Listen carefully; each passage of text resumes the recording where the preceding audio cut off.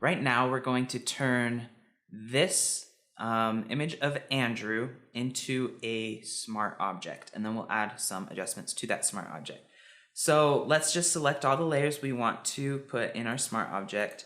And sometimes what I like to do is kind of do a purge of any layers I'm not using.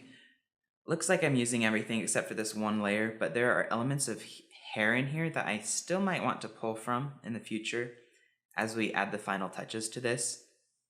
So for now, I'll just leave it and select all of these layers, right click, convert to smart object. You know what I'll do though, is I will rename this top layer Andrew because my smart object will name itself after the top layer. Convert to smart object. Now we have a smart object called Andrew. We can go in here and edit. Now,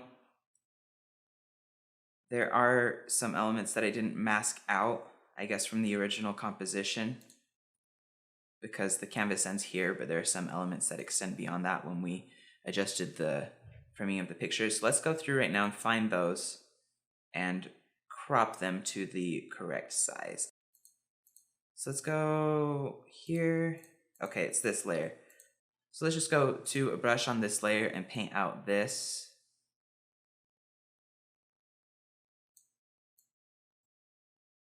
And now if we move around the smart object in our composition and when we place it and everything like that, we won't have any problems. And we can also go through here and just crop it down to exactly where we know we need to be. And then if there are any elements of any of the images that were outside of there, we won't have to worry about them. Click Control S to save this. And then go back to our original document. And here we are. Because I adjusted the crop of that, it placed it kind of weird here. So I'll just move that over.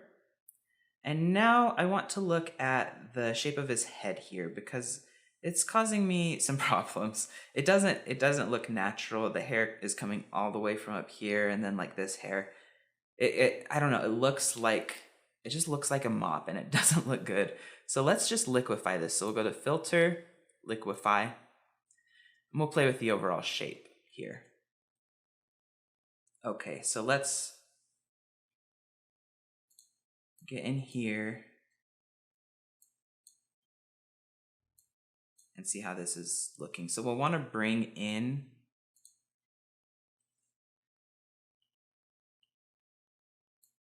everything in general.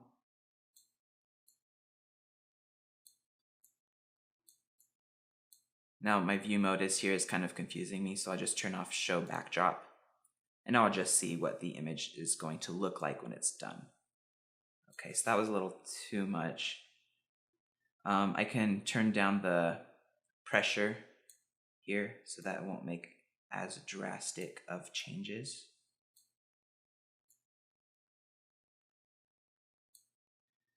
Okay, and that already looks better. And then this hair down at the bottom here,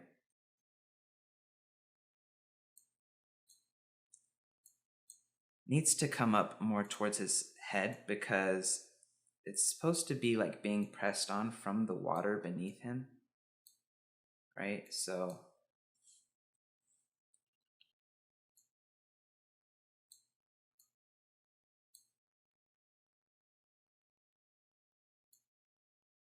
that looks much better to me. And then this one strand of hair right here, we'll just paint that out. So let's go to,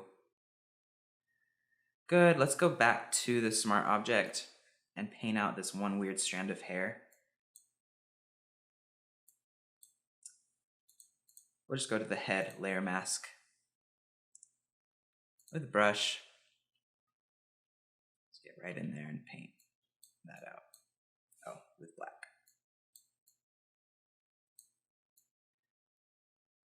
Awesome. I liked it before, but it doesn't make sense, like, physically why there would be a single strand out there when he's falling downwards and everything is supposed to be pushed up.